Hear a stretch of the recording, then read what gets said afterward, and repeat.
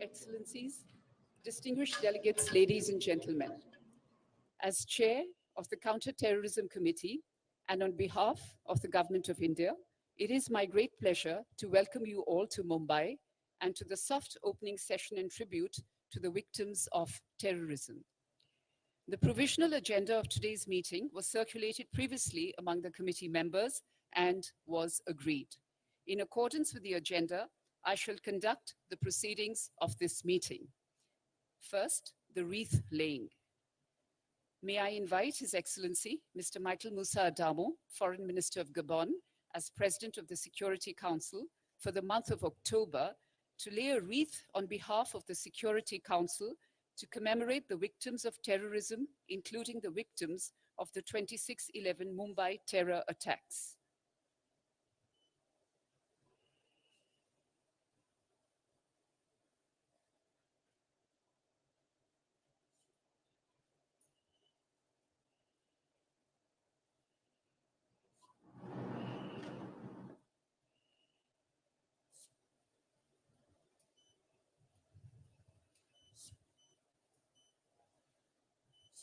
I will now invite His Excellency Dr. Subramaniam Jaishankar, External Affairs Minister of India, to lay a wreath.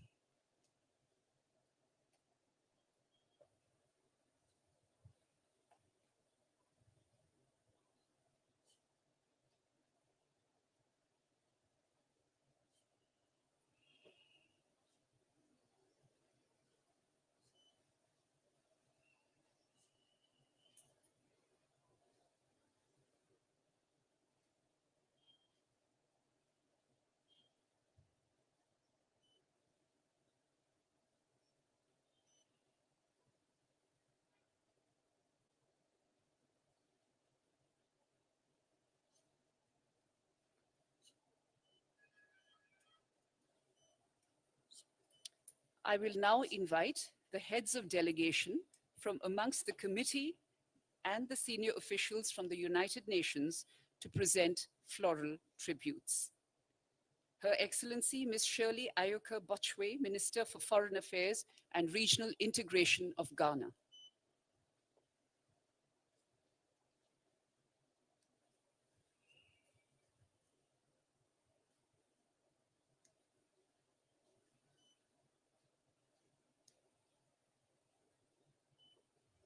His Excellency Mr. James Cleverly, Secretary of State for Foreign, Commonwealth and Development Affairs of the United Kingdom.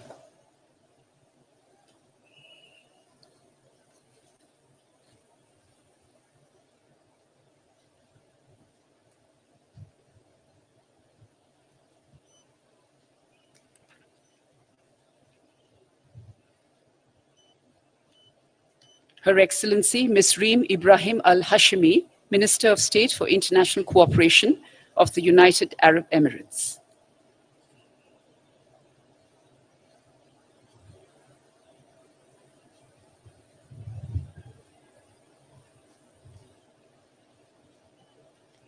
Her Excellency Ms. Maggie Fino, Deputy Minister for Europe and Foreign Affairs, the Republic of Albania.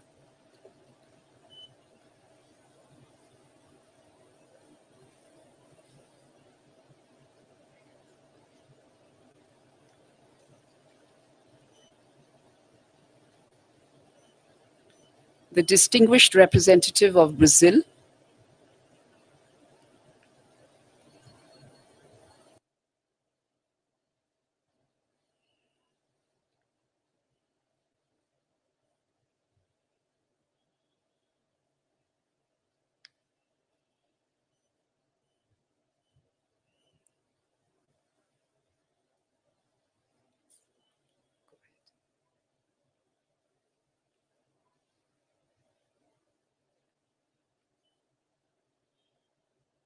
the Distinguished Representative of France,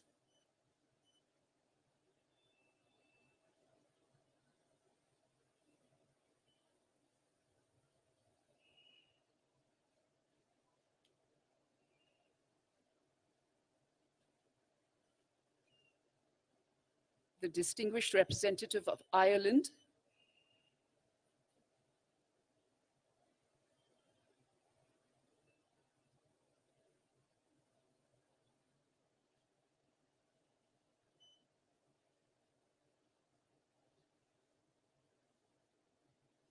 the distinguished representative of Kenya,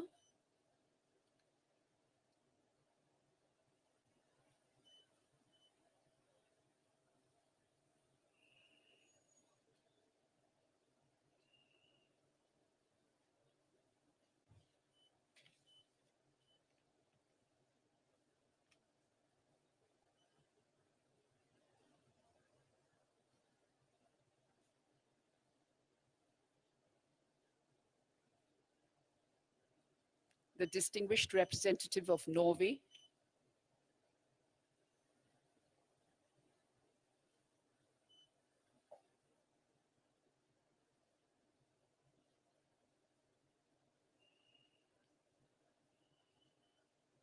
the distinguished representative of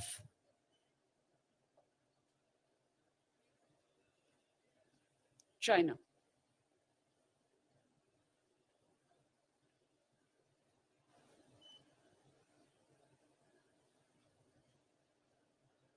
the distinguished representative of the Russian Federation,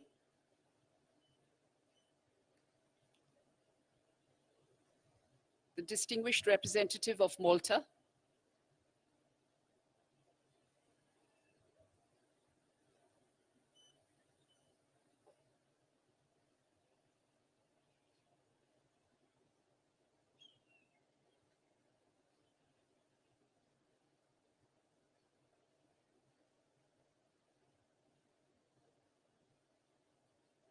the distinguished representative of the United States,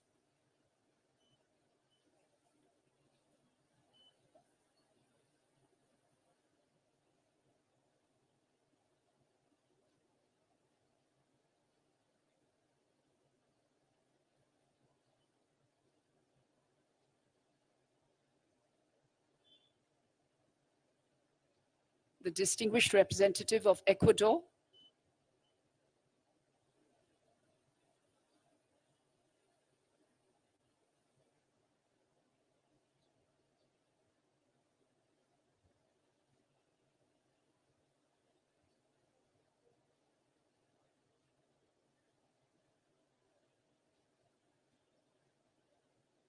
the distinguished representative of Japan,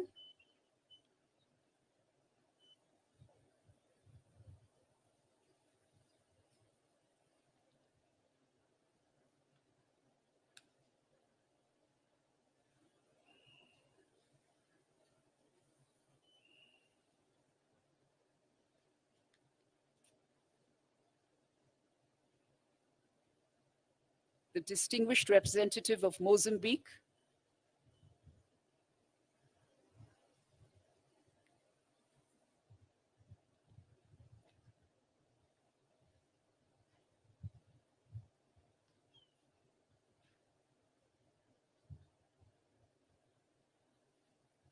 the distinguished representative of Switzerland.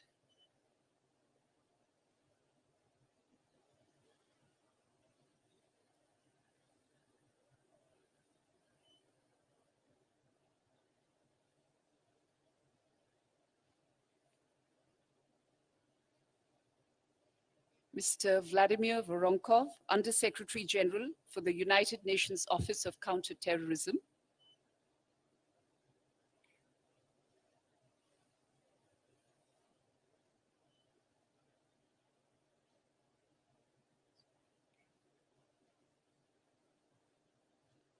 Mr. Vekxiong Chun, Acting Executive Director of the Counter-Terrorism Committee Executive Directorate.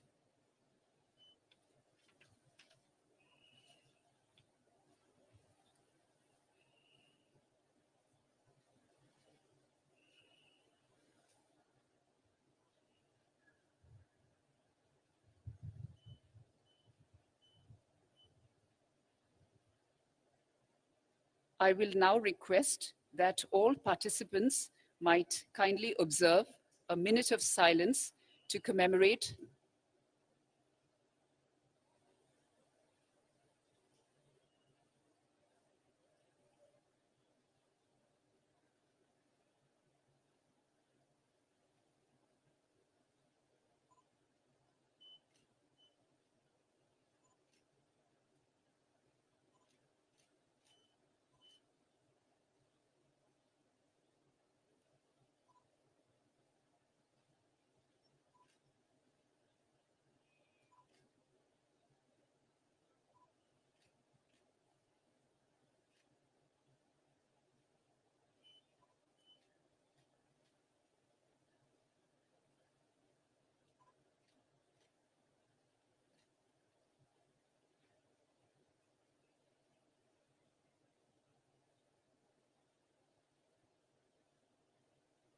I now invite His Excellency, Mr. Michael Moussa Adamo, Foreign Minister of Gabon, to read a statement.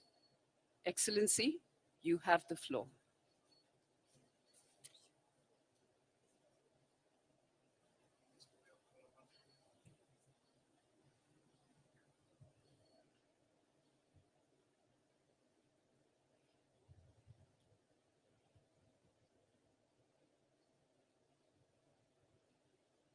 It's on this one.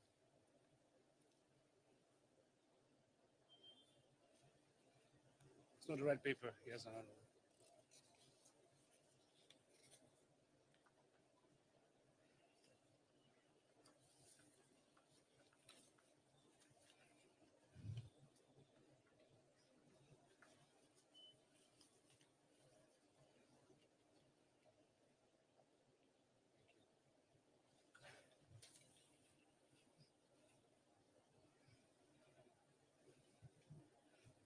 Colleagues, Excellencies, ladies and gentlemen, we are meeting today in a place buried with indelible scars of abhorrent phenomenon that is one of the major threats to peace and security in the world. The terrorist attack perpetrated here 14 years ago reflects the barbarity that terrifies humanity in all regions of the world and constitutes the very negation of human values. Our response to terrorism threats must be firm and coordinated. In line with the UN Global Counterterrorism Strategy, we must collectively and urgently act to prevent and combat terrorism in all its forms and manifestations. We must prevent terrorism from acting. We must prevent terrorists from acting, depriving them of resources and exploring new perspectives of action to prevent terrorists from recruiting and depriving them of means to spread their barbaric ideology.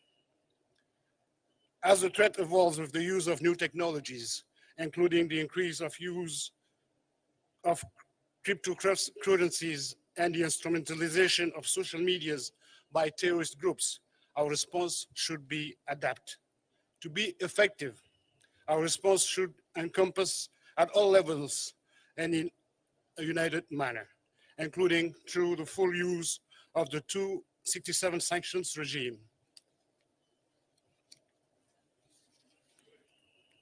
Colleagues, by renewing the mandate of the Counterterrorism Committee for another 4 years last year, by unanimous vote on the members of the Council, we reaffirm our commitment to strengthening the capacity of the United Nations member states to preventing terrorism acts on the territory of each of our states and in the world by intensifying the exchange of information, judicial cooperation, border controls, and fighting against terrorist financing. In several regions of the world, particularly in Africa, the nature of national, regional, and international responses to increasingly recognized and overlooking terrorist threats make interregional and international cooperation crucial for effective actions against terrorism. This cooperation must not only focus on military and police interventions, but also adopt a holistic approach based on prevention. Indeed, the long-term threat posed by terrorists is the result of the ability of its hateful followers to operate in territories, markets, and places of expression where states have a weak moderating presence. In this regard, counterterrorism initiatives, particularly in fragile states, should be part of a broader program capable of addressing weak territorial, political, and economic governance to prevent violent extremist groups from legitimizing violence as a form of political expression or from making criminal profits from their participation in on an underground economy. In conclusion, I would like to refer my country's unwavering condemnation of terrorism in all its forms and welcome the commitment and determination shown by the Security Council in the fight against terrorism, which in providing to one of the most serious threats to international peace and security. I thank you.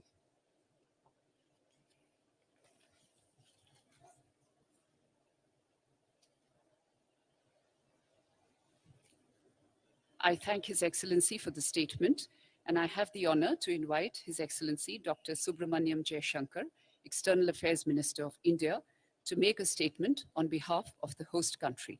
Excellency, you have the floor.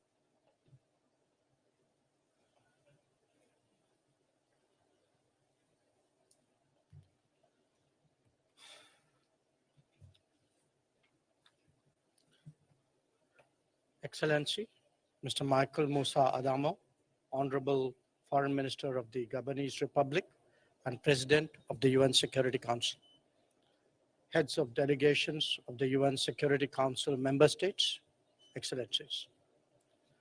14 years ago, on 26 November 2008, the city of Mumbai was witness to one of the most shocking terror attacks of our times. 140 Indian nationals and 26 citizens of 23 other countries lost their lives in a period of 4 days. In fact, this entire city was held hostage by terrorists who had entered from across the border. If much worse was averted, it was only because they ran into the collective resolve of Indian security forces, brave civilians, and the security and staff of this very Taj Hotel. All of them fought back valiantly in their own ways to ensure that the forces of evil were finally defeated. 18 members of the Indian police forces, 12 members of the Taj Hotel staff and security were martyred in the line of duty. As we pay tribute to them at this 26/11 memorial site, we salute their valor and resolve. We all recall that the victims included ordinary Mumbaikars going about their daily lives at the Chhatrapati Maharaj Terminus railway station, the patients, doctors, and nursing staff at the Kama Hospital, the guests and staff of the Taj Mahal Palace Hotel, of Cafe Leopold and the Oberoi Trident Hotel, the Chabad House where baby Moshe's parents were killed, and innocent bystanders on the streets. It was not just an attack on Mumbai, but an attack on the international community. Nationals of specific countries were identified before being murdered. As a result, the commitment of each and every member state of the United Nations to combat terrorism stood publicly challenged. Since then, we have endeavored to bring the masterminds and the perpetrators of this attack to justice. This task remains unfinished. Therefore, the coming together of the UNSC's Counter-Terrorism Committee to this venue is both special and significant. I thank all members of the Security Council and other member states who have joined us today in an expression of solidarity. Together, we should send out the message that the international community will never give up on holding terrorists accountable and delivering justice. 26/11 will never, ever be forgotten.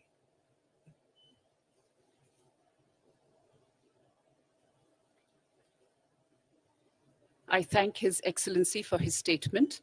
I will now request His Excellency, the Foreign Minister of Gabon and the Foreign Minister of India, to kindly proceed to the memorial book.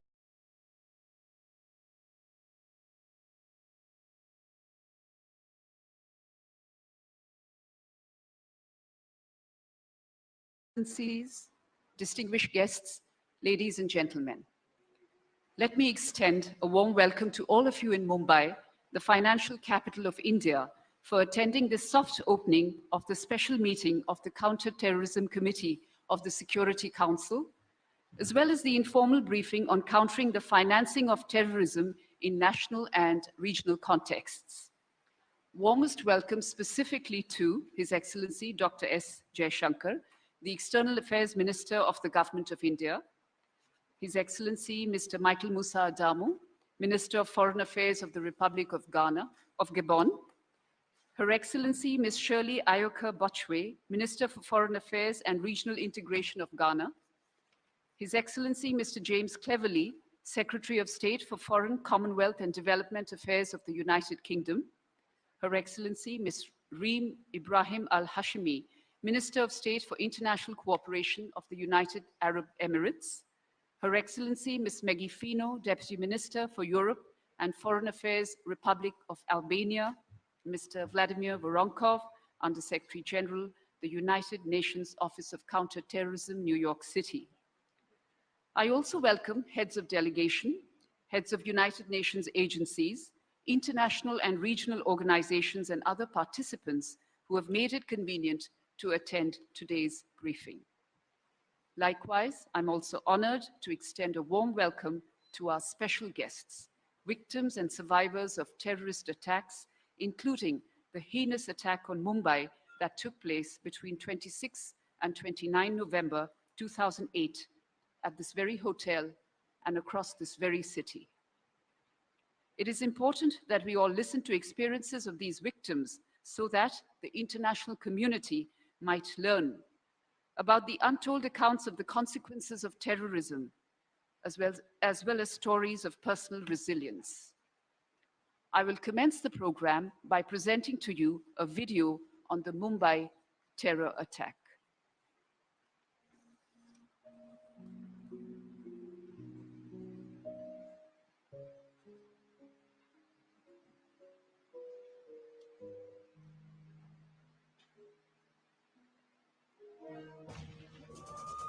Indian city of Mumbai endured 4 days of terror at the hands of 10 gunmen. Fire coming out of the top of the. उसे 28/11/2008 के दिन मैं मेरे family के साथ, मेरे पापा, मेरे भाई और मैं, हम तीनों पुणे जाने के लिए बैंड्रा से सीएसटी गए थे। हम भागने की कोशिश की, वैसे कसाब की गोलियां के मेरे राइट पैर में लगी। उसके चेहरे पे एक मुस्कुराहट है, ऐसा लग रहा है उसे हम लोगों को मार के खुशी मिल रही है। ये इंसिडेंट हुआ था जब कॉलेज की हम फ्रेंड्स सब लियोपोल्ड कैफे गए थे। हमें एक बड़ा सा धमाका ऐसे सुनाई दिया, तो हम बहुत डर गए क्योंकि हमें वो गोलियां दिख नहीं रही थी, पर दीवार पे वो लग रही थी, तो वो आवाज आ रहा था। After killing 11 people at Cafe Leopold, Abu Shoaib and Abu Umar walked to the Taj Hotel.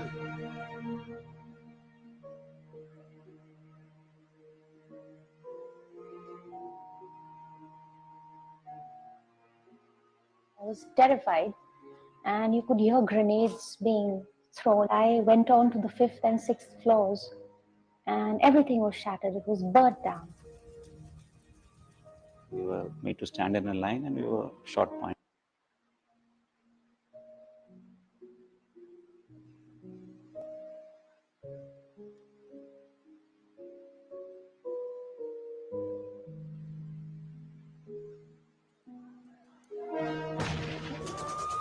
Indian city of Mumbai endured 4 days of terror at the hands of 10 gunmen.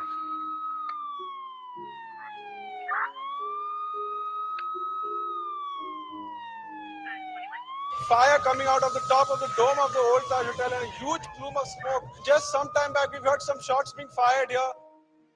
26/11/2008 के दिन मैं मेरे फैमिली के साथ, मेरे पापा, मेरे भाई और मैं, हम तीनों पुणे जाने के लिए बैंड्रा से सीएसटी गए थे। हम भागने की कोशिश की, वैसे कसाब की गोलियां के मेरे राइट पैर में लगी। उसके चेहरे पे एक मुस्कुराहट है, ऐसा लग रहा है उसे हम लोगों को मार के खुशी मिल रही है। ये इंसिडेंट हुआ था जब कॉलेज की हम फ्रेंड्स सब लियोपोल्ड कैफे गए थे। हमें एक बड़ा सा धमाका ऐसे सुनाई दिया, तो हम बहुत डर गए क्योंकि हमें वो गोलियां दिख नहीं रही थी, पर दीवार पे वो लग रही थी, तो वो आवाज आ रहा था। After killing 11 people at Cafe Leopold, Abu Shoaib and Abu Umar walked to the Taj Hotel.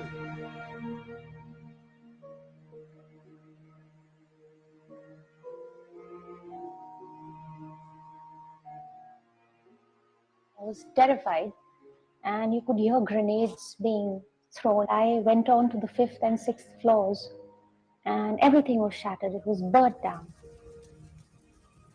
We were made to stand in a line and we were shot point blank. Unfortunately, the 2 guests didn't make it. There's a corridor. I was at one end and the terrorist was on the other end. So he looked at me, started shooting. He threw a hand grenade on me, behind me, just 3 feet distance. I jumped, screamed and I jumped. And I knew that point of time I'm going to be dead. Mumbai was facing an unprecedented attack. Hearing reports of shooting at Kama Hospital, they got into a call-list with 3 constables heading for the Kama Hospital back gate.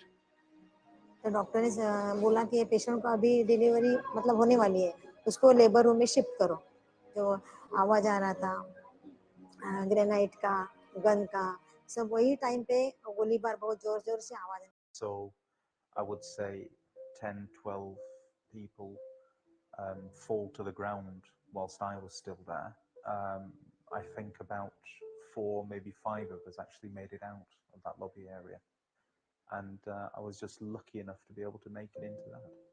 She is perhaps one of the worst sufferers of the carnage. Because I refuse to leave the memory of them lying under that table.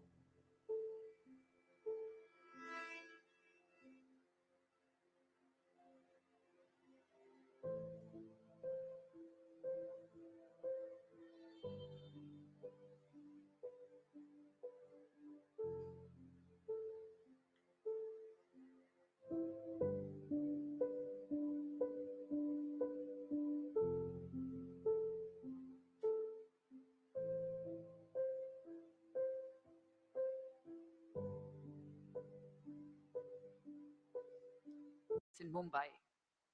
May we play the video statement of Moshe. אנשים ונשים יקרים, נציגים של כל אומות העולם במועצת הביטחון, שלום וברכה. שמי מוישי יולצברג מישראל. הייתי תינוק בן 2 לפני 14 שנה. גרתי עם ההורים היקרים שלי, גבי ורבקי, כאן במומביי, בנהרי מנהור. ההורים שלי בנו כאן בית חב"ד, בשליחות הרבי מלובביץ'. בית חם ופתוח לכל אדם, יהודים ושאינם יהודים. האומנת שלי סנדרה השכיבה אותי לישון, כשלפתע נשמעו צרור יריות. מחבלים התפרצו לבניין שלנו וירו לכל עבר. הם רצחו את ההורים האהובים שלי, ועוד 4 אורחים שהיו בבית חב"ד. סנדרה הצילה אותי מהתופת במסירות נפש. תודה לך השם הטוב. נשארתי יתום בלי אבא ואמא.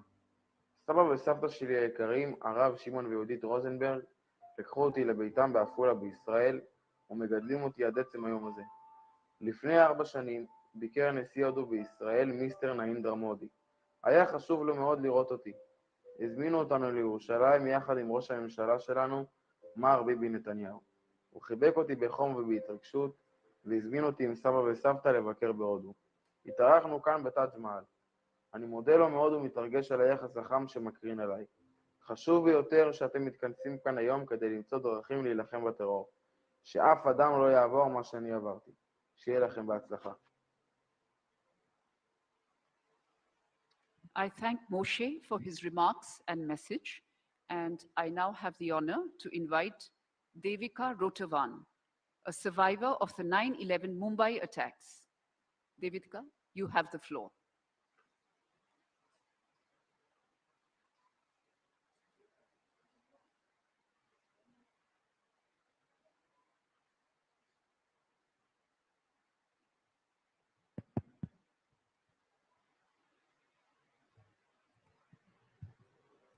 Good morning everyone. मेरा नाम देविका नटवला रोटावन है। मैं मुंबई में रहती हूँ। 3rd year bachelor of arts की student हूँ। Good morning, everyone. My name is Devika Rotavane. I'm a resident of Mumbai, and I am a student of 3rd year graduation. 26/11/2008 की रात मैं मेरे फैमिली के साथ, मेरे पापा, मेरे भाई और मैं, हम तीनों पूना जाने वाले थे मेरे बड़े भाई को मिलने। सीएसटी स्टेशन हम कुछ 9:30 बजे के आसपास पहुंचते। वहां सडनली एक बॉम्ब स्पॉट होता है। अचानक से गोली फायरिंग होने लगती है। लोग भागने लगते। मुझे समझ नहीं आ रहा था कि आखिर वहां हो क्या रहा है। मेरे भाई भी अलग डायरेक्शन में भाग जाते हैं। On the evening of 26 November, she was supposed to travel to Pune with her family, and that's why she has reached the Mumbai Chhatrapati Shivaji terminal. On that fateful night, she saw bullets being fired, and along with her father, they ran for cover. मैं मेरे पापा के साथ भागने की कोशिश करती हूँ। हम भागने की कोशिश करते हैं, वैसे एक गोली आके मेरे राइट पैर में लग जाती है। तभी मैं वहां एक शख्स को देखती हूँ जिसके हाथ में बड़ी सी गन है और वो अंधाधुंध गोली फायरिंग कर रहा है. While we were trying to take cover and trying to seek shelter, a bullet hit my leg, and then we saw this dreadful face of a terrorist who was firing indiscriminately. मैं बेहोश हो जाती हूँ. वहां से मुझे JJ hospital लेके गए. वहां मेरा करीबन 6 ऑपरेशन हुआ. मेरे पैर से गोली निकाला गया. मेरी पैर की हड्डी टूट चुकी थी. She fainted. She was taken to the hospital. She was operated upon, and the bullet taken out of her injured leg. जब मेरी उम्र 9 साल 11 महीने की थी, जिस दिन मुझे गोली लगी. She was 9 years, 11 months when she was shot. मुझे मुंबई ऑफिसर से कॉल आया गया कि आप कोर्ट में आके आइडेंटिफाई करोगे. हमने बोला हाँ. मेरे पापा ने दोनों आतंकवादी को देखा था और मैंने कसाब को. 10 जून 2009 को मैं और मेरे पापा ने जाके कोर्ट में कसाब को आइडेंटिफाई किया. Subsequently, she received a call from the local police asking if she would be willing to testify against the terrorist who was caught in India. She checked with her parents, and then they went across to the judicial courts and submitted their testimony. तब से मेरा एक ही सपना है कि मैं एक पढ़ लिख के ऑफिसर बनूं और पूरे टेररिज्म को खत्म करूं. Since then, she's had one singular dream to study, become hopefully a police officer, and end the scourge of terrorism.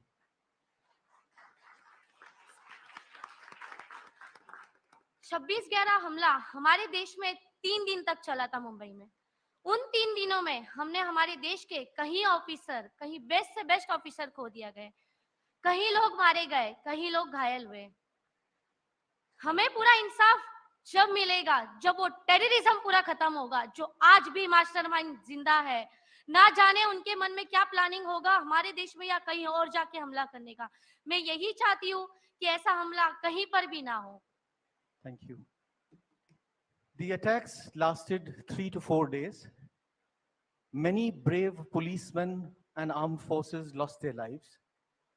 She feels that proper justice would only be served when terrorism is completely eliminated from the face of this planet. मैं UN के member से सभी से request करना चाहती हूँ और अपने इंडियन गवर्नमेंट से कि ऐसे आतंकवाद के खिलाफ कड़ी से कड़ी कानून बनाया जाए कि कोई भी आतंकवाद हमारे देश में या कहीं पर भी हमला करने के पहले 100 बार सोचे कि किसी की भी जान ना लिया जाए. It is important that the UN and the international community makes the strictest laws to ensure that such acts don't happen ever again. मुझे यहाँ इनवाइट करने के लिए आप सभी को thank you.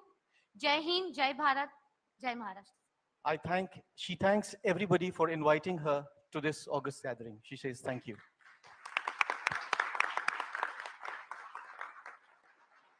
I thank Devika for sharing with us her experience, and I now have the honor to invite Nidhi Chapikar.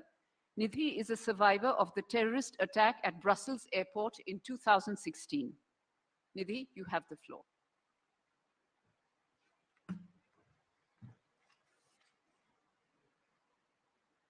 Thank you, ma'am. Honorable Minister for External Affairs of India, Shri S. Jaishankar ji, honorable members of the United Nations Security Council, Excellencies, ladies and gentlemen, a very warm good morning to all of you.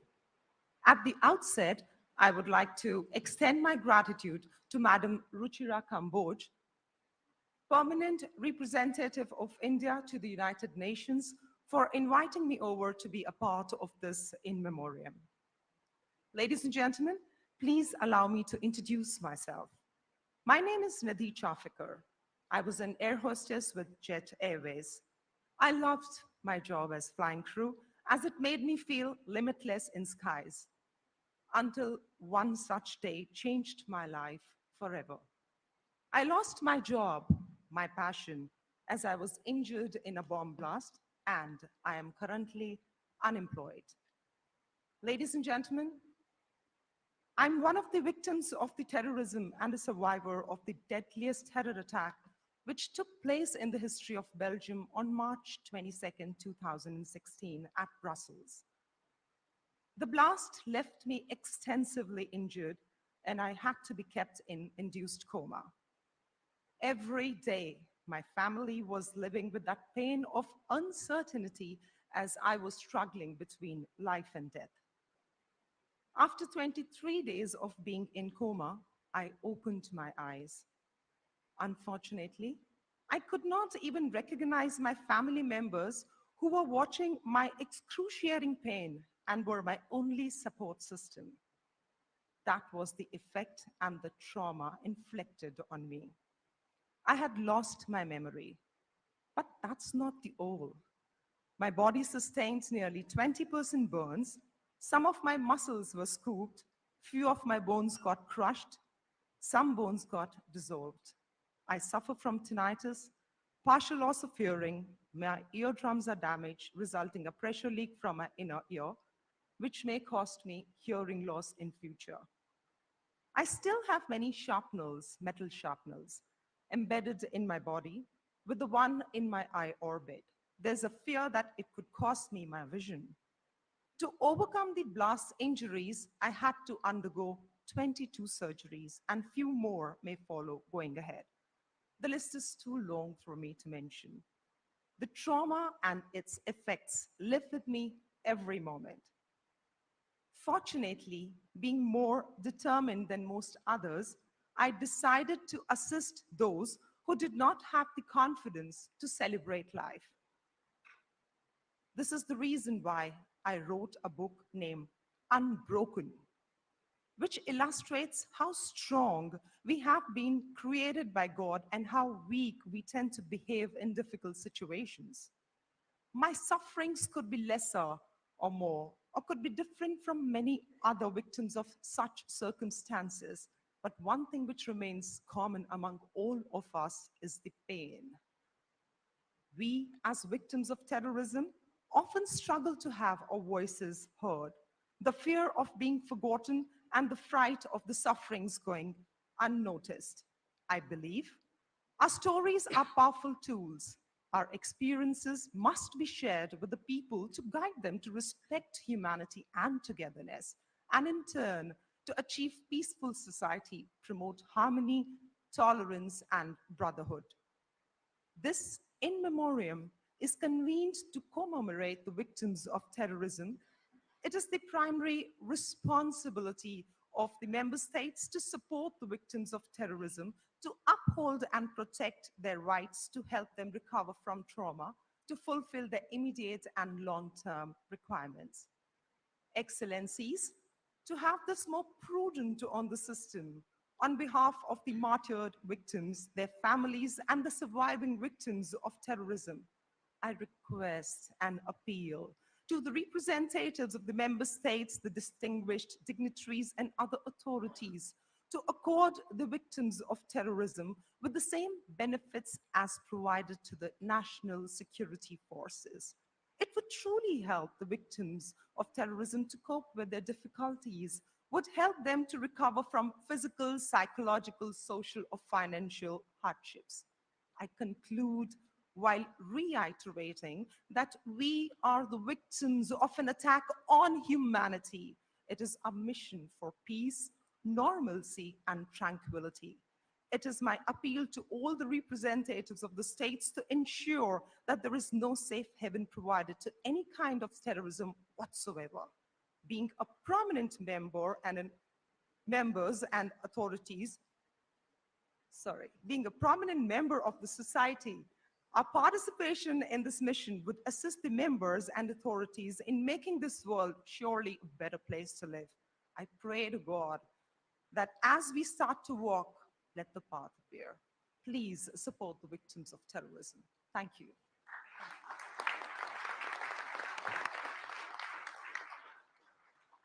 Thank you, Nidhi. I now invite Karambir Singh Kang to share his experience. Mr. Kang, you will all recall, was the general manager of this hotel when it was attacked on 26 November 2008. Mr. Kang, you have the floor.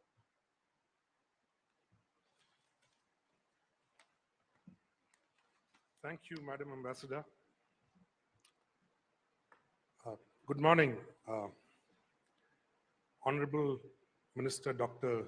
Jaishankar ji, distinguished dignitaries from the UN and all across the world. I must confess that I'm rather overwhelmed today standing here, for in these very walls of this very hotel are etched the names of my brave colleagues, our guests, and my family who perished during the 26/11 attacks. I was the general manager of this hotel when 4 and the world saw what we do in life and not giving up. My act of defiance was staying back and rebuilding this place for 1.5 years. I would therefore urge the Security Council to defy these acts of terrorism by acting and cooperating resolutely against terrorism. In the end, as they say, it is our defiance that redeems us. Thank you.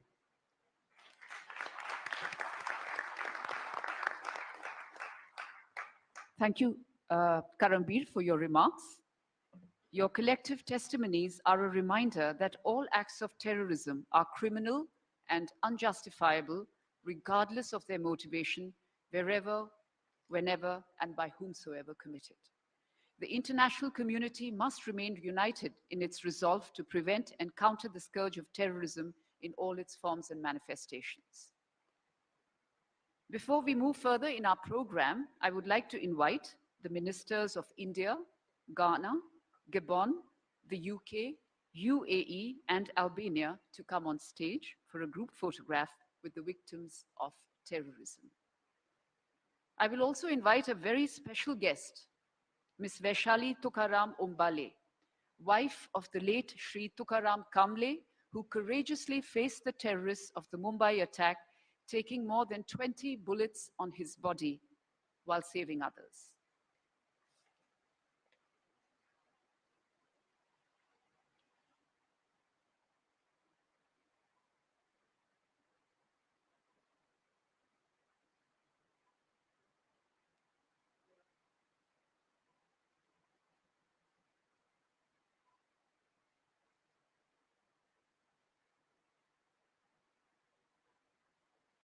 On November 26, Hotel Oberoi was subsequently taken hostage by 2 other terrorists for about 48 hours, in which 35 persons were killed. 2 terrorists lobbed hand grenades and opened fire at passengers at CST railway platform, killing 52 of them. Subsequently, they entered nearby Kama Hospital and resorted to indiscriminate firing, targeting people on the road, killing 16 persons in the process. As far as trajectory is concerned, the final leg of Mumbai terror attacks started with advanced training of the assailants in Muzaffarabad between June and August 2008. The assailants were trained for handling firearms, rocket launchers, and map reading. They were addressed and given motivational speeches by Hafiz Saeed and Zakiur Rahman Lakwi. It was followed by another specialized training at Muridke for about 2 months. Here they were imparted training for hostage taking, stronghold tactics, and IED handling. Lakwi had frequent interactions with trainees here. In September 2008, the assailants were imparted marine training. It involved swimming, sea acclimatization, GPS-based navigation, and handling inflatable boats. Here, for the first time, assailants were informed of Mumbai being the target. On November 23, 3 days prior to the attack, assailants left for Mumbai from an isolated creek before they were shifted to another boat, Al Husseini, on high seas, and were armed. On November 24, after 12 hours of travel, they captured an Indian boat, MV Kuber, while killing 4 crew members and capturing another for guiding them to Mumbai. On November 26, at around 18:13 hours, they used an inflatable dinghy to reach Mumbai source. As far as facilitation, investigations revealed that during the attack, assailants were in constant touch with their LET handlers through Callphonics VoIP services. VoIP services were hired by the user of karaktelco@yahoo.com. This email ID was accessed by 3 IPs across the border. Payment for VoIP services were made in October and November 2008 from foreign locations. The Yamaha engine of the Dingy was shipped from Japan to 2 locations across the border in September 2008. The 5 mobile sets seized from the assailants was shipped from Nokia factory in China to 2 mobile companies based across the border. Among the key conspirators was Hafiz Saeed, the main ideologue for the attack. During training, Hafiz Saeed motivated assailants for terror attack. Zakiur Rahman Lakwi, the chief military commander of LET, closely supervised terrorists training. Sajid Mir, in charge of LET's India setup, and was involved in selection of targets and conducting reconnaissance. During the attacks, he was present in the LET control room directing the assailants.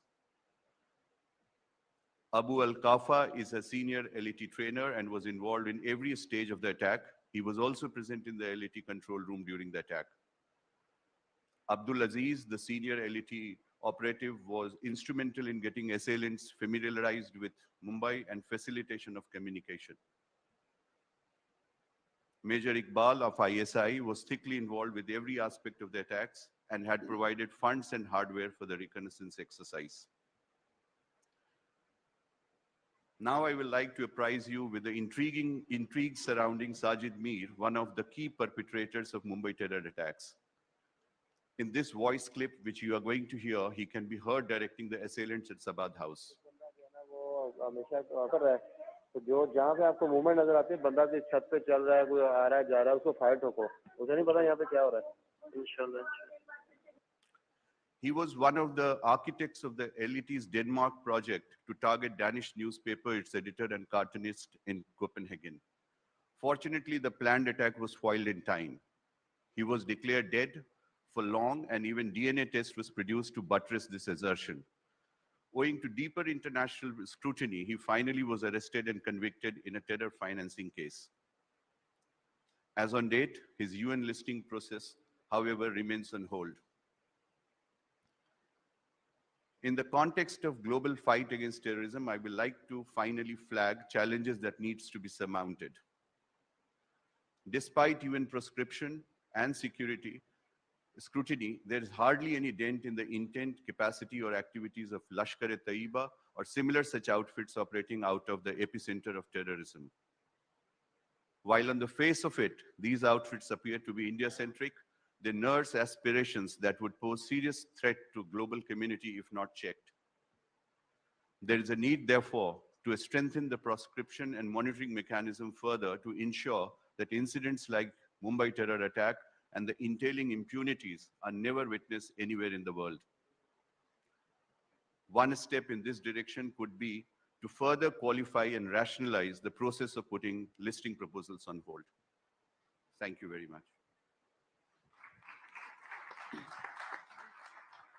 Thank you, Mr. Thakur. Excellencies, we will close this segment of commemoration of the victims of terrorism with a recording of a message that UN Secretary General, His Excellency Mr. Antonio Guterres, read out last week on 19 October from this very hotel's memorial site. The SG, many of you will recall, was on official visit to India on 18-19 October 2022. Excellencies, ladies and gentlemen, and through the media that are present, people of Mumbai and people of India. Terrorism is absolute evil. There are no reasons, no pretexts, no causes, no grievances that can justify terrorism. Terrorism is absolute evil. And terrorism has no room in today's world. So I feel deeply moved to be here, where one of the most barbaric terrorist acts in history took place, where 166 people lost their lives. I want to pay tribute to the victims. They are heroes of our world. And I want to express my deepest condolences to their families, to their friends, to the people of India, and to all those that, coming from other parts of the world, have lost their lives in Mumbai. Fighting terrorism must be a global priority for every country on earth. And fighting terrorism is a central priority for the action of the United Nations. My first reform, when I became Secretary General, was to make the proposal of the creation of the Office of Counterterrorism, an office that is today in full strength, able to cooperate with member states in order to provide the kind of assistance, training, and advice that is necessary for all countries to be prepared to be able to prevent and simultaneously to fight against terrorist acts like the ones we have witnessed. And at the same time, this office is fighting the roots of violent extremism. There are no reasons to justify violent extremism, be it because of religion, because of ethnicity, because of whatever other belief that people might have. We need to attack those roots of violent extremism that try to provide justification so many times for terrorist acts. We need to be able to live with each other, to understand each other, to recognize that diversity is a richness, and I mean one of the most diverse countries in the world. We need to stay together, and we need to be much more effective in eliminating the root causes of terrorism, and much more united in fighting terrorism in all its expressions, and in making sure that terrorists will have no more place in our world.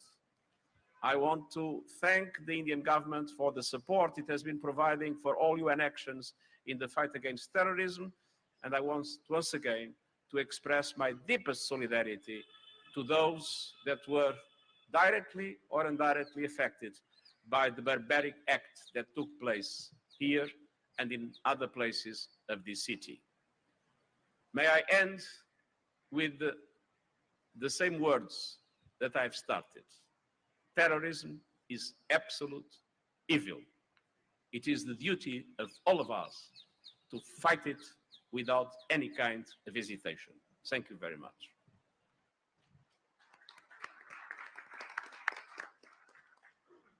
In progression, it is my pleasure to begin the proceedings of the next item on our agenda, an informal briefing on combating terror financing in the local and regional contexts. To begin with, allow me to invite Dr. S. Jaishankar, External Affairs Minister of India, to give the inaugural address. Sir, you have the floor.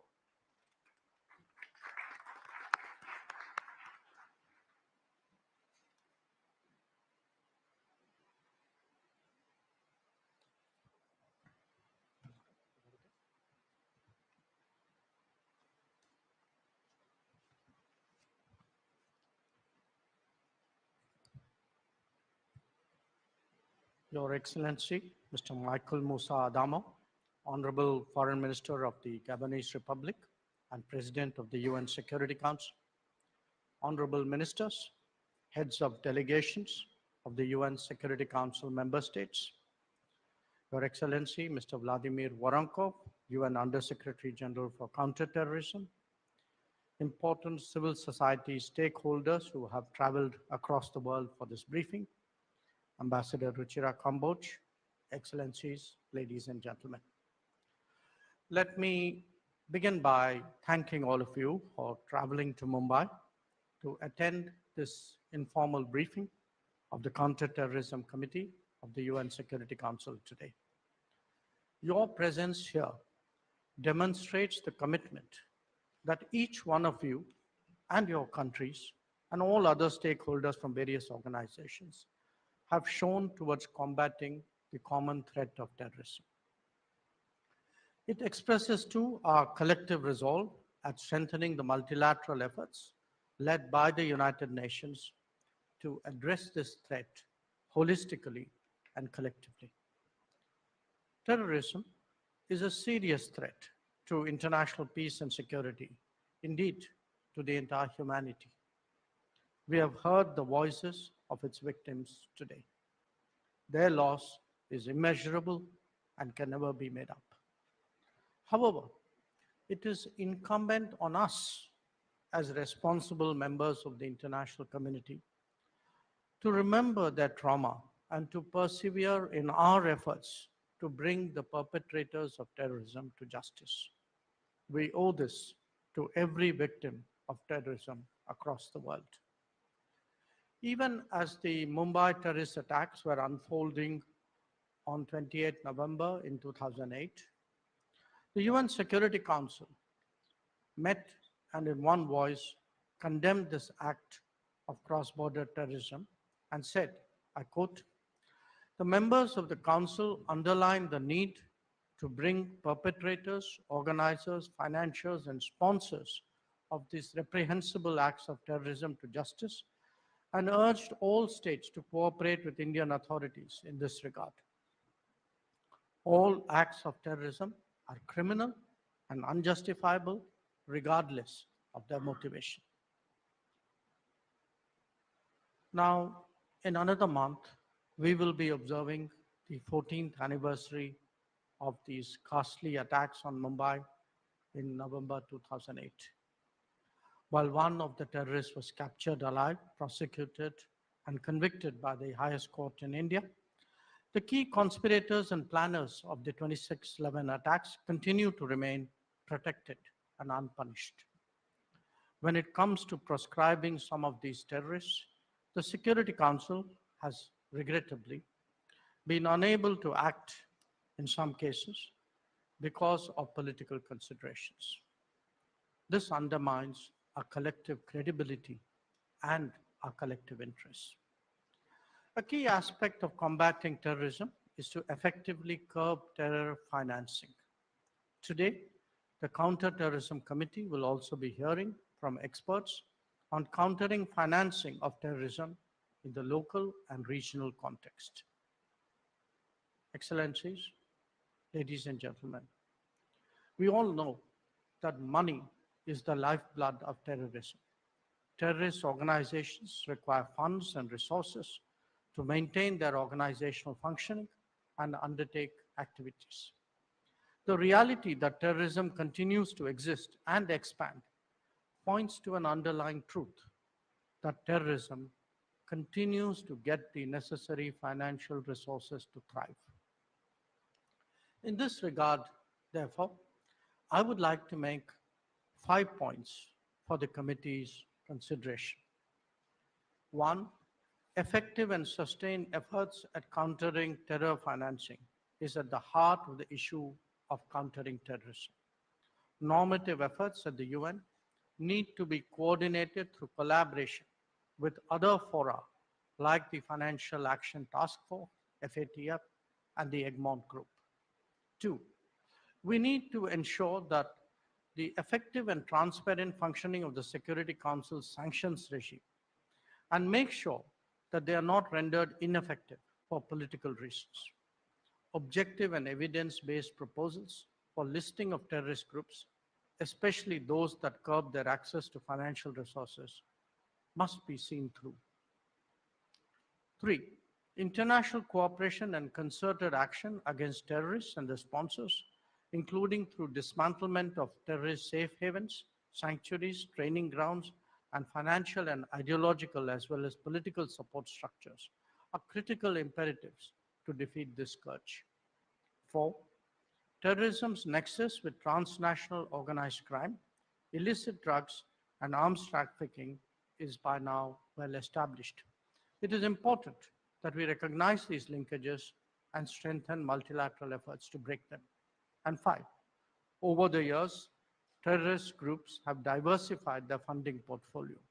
They have also begun to exploit the anonymity afforded by new and emerging technologies, such as virtual currencies, for fundraising and finances.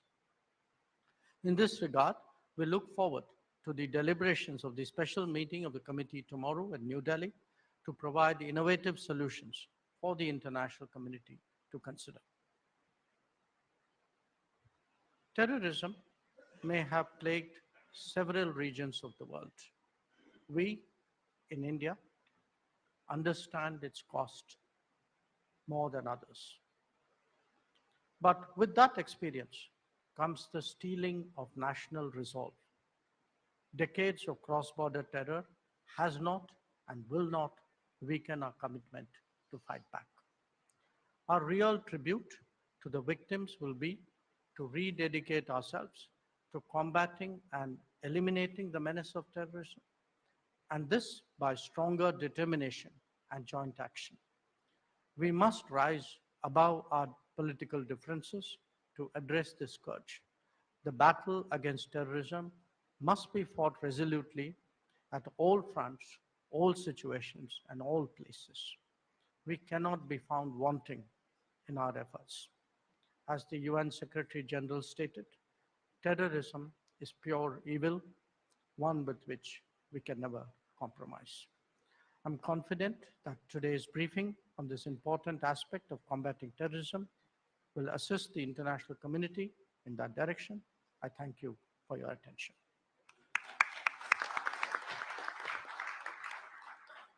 Thank you very much, sir. We will now hear two presentations on countering the financing of terrorism. Let me first invite Shri Safi Rizvi, Joint Secretary, Government of India, for a presentation on countering the financing of terrorism in national and regional contexts. Mr. Rizvi, you have the floor.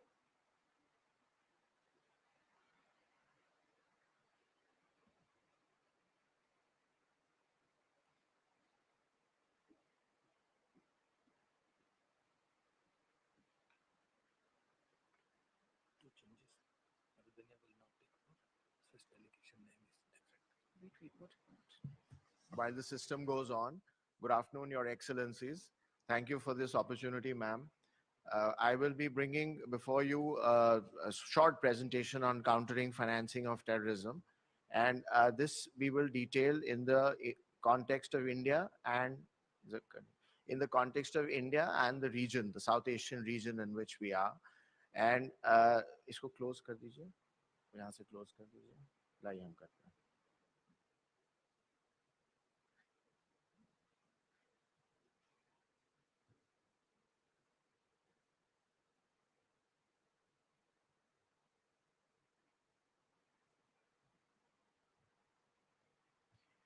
So the first slide I'd like to show you is basically a theoretical construct of how we in India take a look at combating financing for terrorism. 20 years ago, in 1999 and 2001, when the Security Council brought in those excellent resolutions, there was just no concept. Nobody knew that there was a concept of combating financing of terrorism. That entire paradigm was started just 2 decades ago. And this presentation will show you how far it has taken the aspect of countering terrorism. So in India, we are beset with 5 types of conflict theaters. The first on the left side in the heading of the rows is Kashmir militancy, which has taken so many lives. Islamic terror, again, cross-border Islamic terror. Cross-border pro-Khalistan extremism in the western state of Punjab. Then Northeast insurgencies, they've been there historically, many of them have been resolved, and left-wing extremism. So the reason why we are showing you this matrix is just to show that our security professionals have had to build completely separate kinds of paradigms, different kind of analytical structures to be able to deal with this kind of a terror. So the first 3 are the organized channels: banks, credit cards, debit cards, and money value transfer services, which now has started including fintech services. Given India's speed of digitization, there are so many more fintech services that are now available. These buttons, the red ones, show you high risk that India faces. So quite obviously, it's the cash and hawala which has sustained. And one of the most important points that the global community needs to look at is that despite the fact that over the past 2 decades, anti-money laundering and countering financing of terror authorities have focused on trying to digitize everything, still cash and hawala remains the primary focus the primary channel by which terrorists get their funds. So possibly it is the amount of stringent checks that we have in opening bank accounts and various other e-wallets and other things. Maybe that is continuing to push these people into the world of cash and hawala. In the recent past in India and in the rest of the world, we've seen the introduction of cryptocurrencies and drones. Drones is a very specific to the Indian concept. This is something that will be deliberated on in detail tomorrow, so I will not focus much on this. However, as regards these buttons, cryptos is not much of a problem right now, but between cryptos and cash, digitization, as in fintech services, is something that does bother us, and it has been seen as being used by many terrorist organizations. Drones is becoming a very serious problem in the last 1.5 years, especially because given that their source is from cross-border regions and the destination is our bordering states of Punjab and Kashmir. So we see great risk coming in the pro-Khalistan and the Kashmir side from drones. Just to highlight, now we move to, earlier we showed you channels of terror financing. Now we are moving to sources of terror financing. So there are essentially 7 sources that India focuses on. These are the ones that are medium or low risk. However, the high risk ones, the ones that really bother India, are arms trafficking in 4 theaters out of 5, extortion, 2 theaters out of 5, and the biggest and the most troublesome is state sponsorship, which has basically taken over the interest of the entire counter-terrorism community in India. So this is a theoretical construct. Behind each button that we have put in, there must be reams and reams of paper, reams and reams of investigators' notes, and a lot of legal work that has been done to arrive at these buttons. They may appear to be very small and minor right now. Given the shortage of time, we thought it better to encapsulate everything in these 2 slides. Now I shall endeavor to show that the very presence of those 2 resolutions in 1999 and 2001 and successor resolutions, how effective they have been in the context of India. If they had not been there and UN designations did not exist, India today would not have had that window of relative peace that it saw for 4 years, which we will just show you. So in the concept of combating financing of terrorism was brought into the dictionary of terrorism by the United Nations. The FATF in the last 10 years has become a very effective tool to implement those very designations. Without the UN, the FATF would have been ineffective, and without the FATF, the UN would not have been able to enforce all its designations. With specific interest to India, 2 terrorist organizations, Jaish-e-Mohammed in 2001 and Lashkar-e-Toiba in 2005 were designated. Alongside 9 India-focused terrorist individuals were designated. And I will show you how these designations and FATF were able to make impact. There was a grey listing of a troublesome jurisdiction in 2018. So those 4 years from 18 to middle of 22 saw relative peace. So there are 4 types of impacts of these designations plus FATF actions. Number 1, all these UN designated entities, the 9 that I have mentioned, they were all arrested, prosecuted, and convicted. Open terrorist activity was largely restricted, proscribed, and not available anymore. Hard targets that were being attacked in India, that came down relatively. And finally, the terrorist bases that exist across the border reduced substantially. However, we'll now go to each specific impact. So the first impact, some of these photographs you have seen in my colleague's presentation previously. These 8 were terrorists were arrested and convicted. Zafar Iqbal for 283 years cumulatively. However, all these sentences will run in parallel, so maybe he'll be out in 10 to 12 years. And the 9th one, Masood Azhar, the one of great interest to India, because he was sprung from an Indian prison in the year 2000, in the year 1999, after an Indian Airlines plane was hijacked. Then he was the key person who was in touch with Osama bin Laden and very close to the Taliban leadership. In those years, in 96 to 2001, the Taliban was on an ascendant in Afghanistan. That is when the Al-Qaeda found safe haven in Afghanistan and planned all those horrific attacks, 9/11, the East Africa bombings of US embassies and that of USS Cole, and several attacks in India. So this Masood Azhar has been convicted, but interestingly, the court has convicted him in absentia and he's not been arrested yet. However, this is the first impact of UN designations on terrorism. Second impact, open activity, as in raising of funds on social media, Facebook, Twitter, which was which was almost always there on a daily basis, especially during certain festival times, has completely stopped after 2018, after the grey listing of a certain jurisdiction. Open public meetings of thousands of people. This gentleman who is marked out right now is not a gentleman. He is the UN designated head of the Lashkar-e-Taiba, Hafiz Saeed. This is a photograph of 2017 displayed prominently on social media, all of which was forced to stop after the UN's designations were enforced by the FATF. This is another picture of one of those terrorists whose photographs I had shown earlier in the previous slide, who actually had a police escort. This is again a late 2017 picture. By 2018, all this had stopped. Even now, we don't see very much of such open terrorist activity. Third impact, this is a map of the state of Jammu and Kashmir. So I'm discussing now hard targets. Hard targets means well-defended targets, government offices, military camps, and police camps. So there were to attack a hard target, you need very well-trained terrorists, you need suicide bombers, you need people who have had training in terrorist camps for 8, 9, 10 months or highly motivated.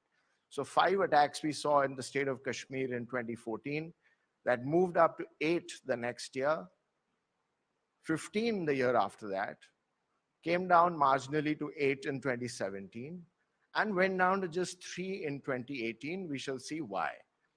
2019, there was one aberration, and a very big aberration, the Pulwama attack, for which India had to conduct the Balakot airstrikes. 2020, there was no hard target attacked. 2021, again, by the end of 2021, these attacks started coming back. And now in 2022, we see them increasing. So just to summarize here, why did this decline happen from 18 to 21? Number one was grey listing by that troublesome jurisdiction based on which all the UN designations were enforced. Second was very detailed intelligence-led counterterrorism operations, which my colleague who spoke, he mentioned in detail. Third was the Balakot airstrikes, which also pushed the entire terrorist infrastructure to the side. And then reading down of Article 370, which reduced any tendencies for secessionism. These 4 reasons were the reasons for the decline. However, a large portion of the credit goes to the designations and FATF. N21, when chances of delisting from the grey list started becoming fairly prominent and much talked about, we started seeing the return of terrorist infrastructure, cross-border terrorist infrastructure, and the return of attacks on Indian targets. The fourth impact, what I had mentioned earlier about the terrorist bases, cross-border terrorist bases. So in mid of 2018, somewhere just close to the listing, there were nearly 600 such terrorist bases across the border. They went down by 75% during the FATF listing. This, we think, is one of the most important successes on account of which the Counterterrorism Committee should take a deeper look as to how effective designations are. Then the moment the grey listing started, the talk started that the grey listing is about to end, which has ended now. It has gone up back by 50%, and we are expecting more scalable, more attacks on hard targets, and much more trouble. So the 4 things we see since N21, especially in this year: 1, as is mentioned, cross-border terrorist camps are rising. 2, the flow of foreign terrorists into J&K. Till about 2-3 years ago, we had maybe a small flow, but now it's much more, about 60 to 70% of the current stock of terrorists available on our records, and followed by the counterterrorism agencies, it must be about 60 to 70%. Attacks on soft targets have started again. This is a precursor to attacks on hard targets. And migrant workers, poor people just walking on the street, religious minorities, Kashmir Pandits are being killed. 5 or 6 cases have already happened in this year. And finally, as I mentioned in the first slide on terror financing matrix, use of drones to ferry IEDs, a very, very large section of the equipment coming in from cross borders through IEDs, small arms, and heroin to finance the entire terrorist network. So after showing these 4 impacts and then the however on how things have started sliding back in the last 6, 7, 8 months, there's some very key lessons to be learned from the FATF model. It's a unique model. It's very different from normal multilateral bodies. Number one, if you compare it to the UN is a completely legal body which is available in every country's statutes, whereas FATF is entirely a voluntary body. The UN works on majority, whereas FATF works on consensus. By consensus, it has a positive also that everybody agrees, and the negative is that a few countries can get together and gang up against another member.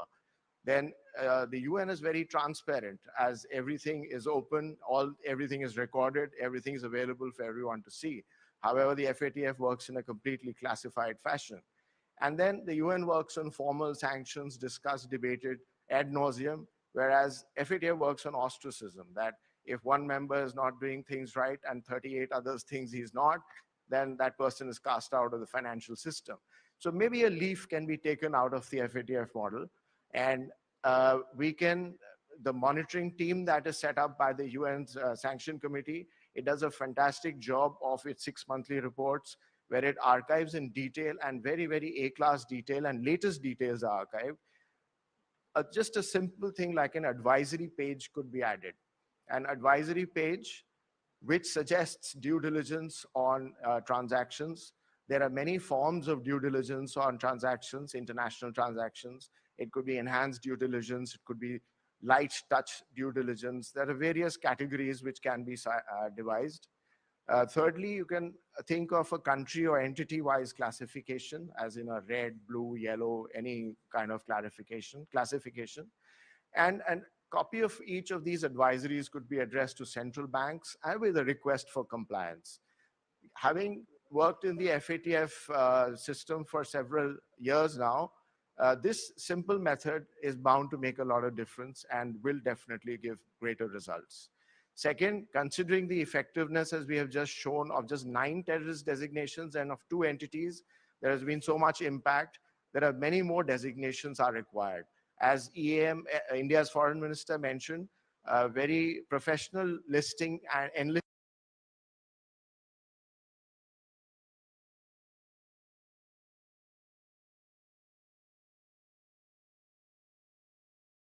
in Kashmir, assembly was attacked.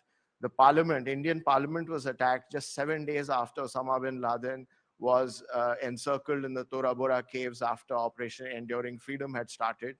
Similarly, there were several other attacks, and I just leave you with this huge list of 17 cases, which is not the entire universe of cases that India has faced, just to show you how difficult a place we are in, the difficulty of the counterterrorism professionals in India, and the request that we keep making to the Counterterrorism Committee on designations, how effective that can be. Thank you.